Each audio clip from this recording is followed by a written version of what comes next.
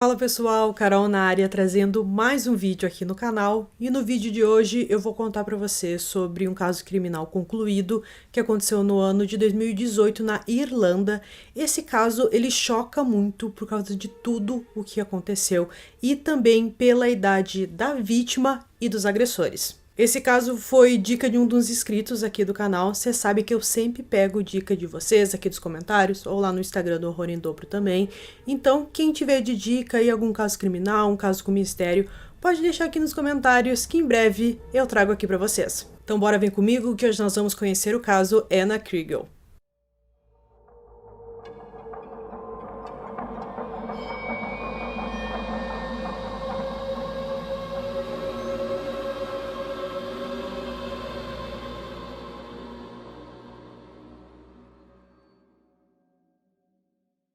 Anastasia Kriegel, ou simplesmente Anna, nasceu no dia 18 de fevereiro de 2004 em Novokutnets, na Rússia. Logo após o seu nascimento, ela foi colocada para a adoção e no ano de 2006, Geraldine e seu marido francês Patrick Kriegel, depois de uma viagem para a Rússia, a adotaram e ela foi morar com a sua nova família na Irlanda. Seus pais não queriam que ela perdesse a sua ligação com a Rússia e por isso decidiram não alterar o seu nome. A família morava em County Calderwood. A Anna teve alguns problemas de saúde desde a sua infância. Ela teve um tumor muito grande no seu ouvido direito, que ela até perdeu uma porcentagem da sua audição. Ela fez uma cirurgia, retirou o tumor, logo ficou tudo bem, e ela também tinha alguns problemas de visão. A Anna era uma garota muito alta para a sua idade, então normalmente quando alguém via ela que não conhecia, acreditava que ela era muito mais velha do que apresentava, e por isso ela foi vítima de bullying na escola. Seus colegas debochavam por causa da sua altura, que chamava muita atenção, e também por ela ser adotada, e ela cresceu ouvindo essas ofensas e se sentia cada vez mal. Ela até se autoagredia por causa disso. Ela passou por muitos problemas no período ali da escola, então ela quase não tinha amigos porque todo mundo debochava dela. Bullying não era só quando ela estava na escola, mas também em suas redes sociais. A sua mãe sempre verificava suas contas online e por mais que ela não gostasse disso de entregar o celular para sua mãe, ela se deparou com várias mensagens até de teor sexual enviadas para sua filha, e isso deixou a mãe e o pai da Anna muito abalados por tudo, e eles ficaram ainda mais preocupados com a segurança da própria filha quando eles viram uma mensagem ameaçadora dizendo que ela tinha que morrer. No dia 14 de maio de 2018, a Anna estava com 14 anos e parecia ser mais um dia normal em sua vida. Ela foi para a escola na parte da manhã e na parte da tarde ela participou de uma sessão de aconselhamento, e até a mãe dela teve que dar uma permissão para que ela pudesse sair mais cedo da escola para ir até essa sessão. Foi tudo muito tranquilo. Depois da sessão, ela voltou para sua casa, passou um tempo no seu quarto e em seguida se dirigiu até o centro da sua cidade. Pouco tempo depois, ela retornou para casa e um garoto bate em sua porta mais ou menos às 5 horas da tarde daquele dia. Ela vai e conversa com esse garoto. Seu pai pergunta se aconteceu alguma coisa e ela diz que vai até um parque com ele, que ele não precisava se preocupar. O pai até perguntou se ela não tinha algum dever para fazer e ela disse que em breve voltaria, que era para ele ficar tranquilo. Então o pai viu ela e o garoto se dirigindo até o parque. Nós vamos chamar então esse garoto como o menino B, e ela foi vista pela última vez mais ou menos às 5:30 da tarde num parque chamado St. Catherine's Park, que fica muito próximo da casa da família. E quando a mãe dela chegou em casa, ela estava numa reunião, ela soube dessa informação que a filha saiu com um menino que ela não conhecia. Ela achou aquela situação muito estranha, porque normalmente a menina não tinha amigos, então não fazia muito sentido alguém ir até a casa dela, e isso com certeza estava muito errado. Chegou a noite e a jovem não voltou para casa, e isso deixou o pai e a mãe dela muito preocupados. Eles sabiam que tinha alguma coisa errada, então eles decidiram avisar a polícia que a menina saiu e simplesmente não voltou mais. A mãe ligou algumas vezes para o celular dela, mandou mensagens, mas não obteve resposta. A polícia, a gente pode dizer que tinha um ponto de partida para a investigação. A polícia foi até a casa do menino B, que até então foi a última pessoa que viu a Anna e tal, até o que o pai viu que eles saíram juntos. A polícia falou com ele, perguntou se ele tinha alguma informação da Anna. Ele disse que sim, que eles saíram juntos naquele dia, mas que ele deixou ela no parque e cada um seguiu um caminho e ele não tinha mais nenhuma informação sobre isso. No dia seguinte, a polícia fala novamente com o menino B e ele dá uma versão diferente do que aconteceu. Ele disse que seu amigo, o menino A, pediu que ele fosse até a casa da Anna naquele dia para os três se encontrarem no parque depois. O menino A queria dizer pessoalmente para a Anna que ele não sentia nada por ela porque tinha alguns rumores de que a Anna estava apaixonada por ele. Então, depois disso, o menino B saiu e deixou os dois sozinhos. A polícia decidiu chamar os dois meninos, levou eles até o parque para ver ali, para os dois refazerem os seus últimos passos, para ver se a polícia encontrava alguma evidência, alguma pista sobre a Anna, que até então ninguém tinha mais notícias dela. A polícia suspeitou quando os dois meninos ficavam trocando olhares. Eles perceberam que tinha alguma coisa errada e que provavelmente os dois estavam escondendo algo. E também o menino A, ele estava mancando e tinha alguns ferimentos em seu braço. E a polícia perguntou o que aconteceu.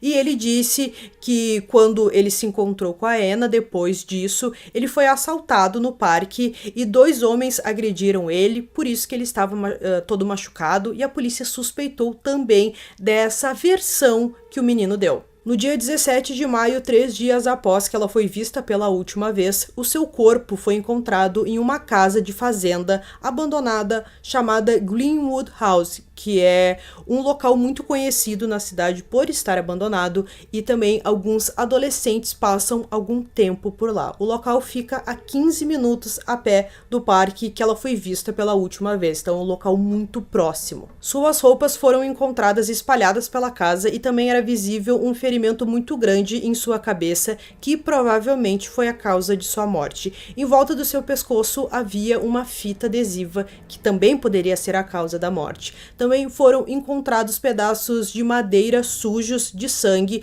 espalhados pela casa, junto com um bloco de concreto. Havia indícios de uma agressão sexual. A causa de sua morte foi confirmada mais tarde e foi devido sim aos ferimentos que ela tinha na cabeça e também em seu pescoço. As últimas pessoas que viram a Anna com vida foi o menino A e o menino B. Então, eles não eram mais testemunhas do caso, e sim os grandes suspeitos daquele caso terrível. Os nomes dos meninos nunca foram revelados a público porque eles eram menores de idade, e então, segundo as leis da Irlanda, não pode revelar porque eles são menores de idade. A única informação que a gente sabe sobre eles é que no momento do crime, os dois tinham apenas 13 anos de idade.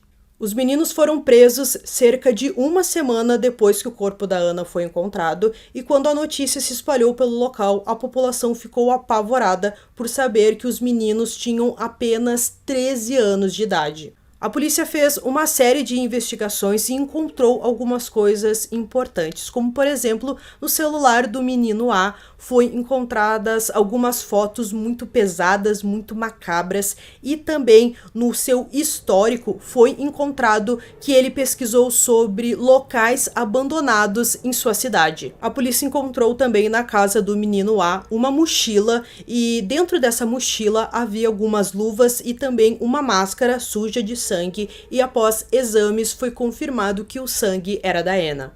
Uma das evidências mais fortes encontradas foi a bota que o menino A usava naquele dia e mostrou a presença de sangue. Então, ou ele era o responsável pelo crime, ou estava muito perto quando o crime aconteceu, a ponto do sangue respingar em sua bota. Até então, o menino se dizia inocente, que não tinha culpa de nada, que não teve nenhum envolvimento com esse crime, mas quando a polícia mostrou essa evidência para ele, ele permaneceu em silêncio e não fez mais nenhum comentário. A evidência contra o menino A era muito forte, mas havia poucas evidências que ligassem o menino B à cena do crime. Ele se prendia muito à história que ele contou, que a única participação dele naquele dia foi ter ido até a casa da Anna e a levado até o parque para se encontrar com o menino A. Mas uma testemunha disse que no dia do crime viu o menino B perto da casa abandonada, onde o corpo da jovem foi encontrado mais tarde. Depois de saber disso, ele contou o que realmente aconteceu.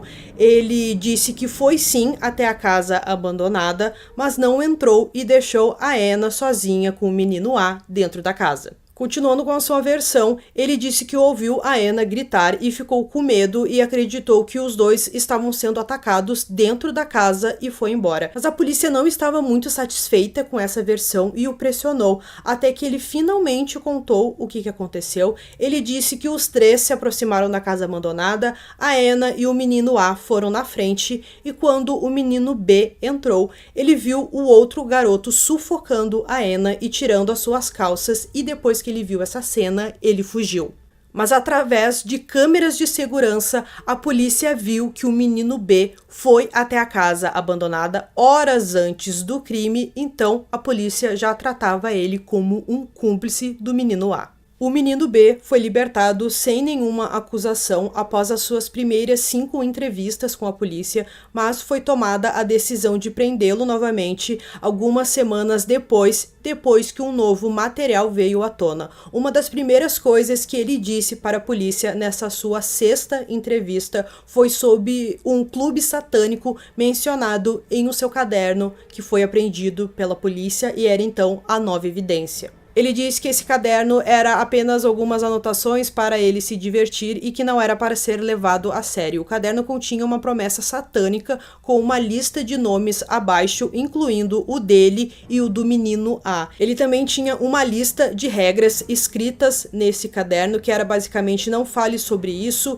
não fale o nome de Jesus ou Deus e apenas o de Satanás. Outra coisa que o menino B contou que foi muito importante, ele disse que cerca de um mês antes do crime, o menino A falou que tinha a intenção de matar a Anna, que estava planejando aquilo. Então o menino B sabia que isso iria acontecer em algum momento. Então naquele dia provavelmente ele sabia as intenções do menino A e mesmo assim ele deixou a Anna sozinha com o menino. Os dois acusados foram considerados culpados de assassinato em 18 de junho de 2019. O juiz deteve-os sob custódia e adiou a sentença para 15 de julho. A sentença foi adiada para outubro para que as avaliações psicológicas pudessem ser realizadas. Uma série de postagens apareceram no Twitter e também no Facebook que identificaram os dois meninos, apesar de uma ordem judicial ter sido feita impedindo isso, já que eles não podiam ter fotos reveladas nem os seus nomes.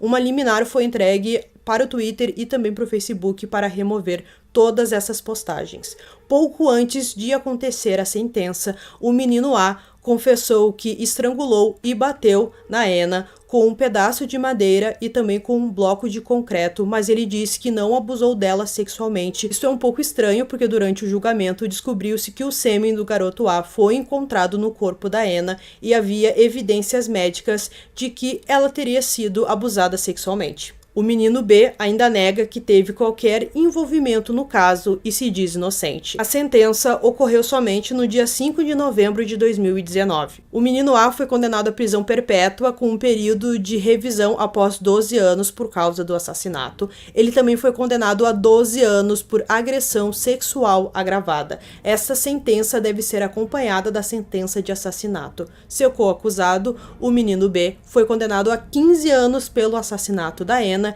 e isso será revisto após um período de 8 anos. Eles foram os mais jovens na história da Irlanda a serem acusados de assassinato. Então, gente, concluindo esse caso para vocês, um caso terrível que envolve a morte de uma menina que tinha apenas 14 anos e o pior, os seus assassinos tinham 13.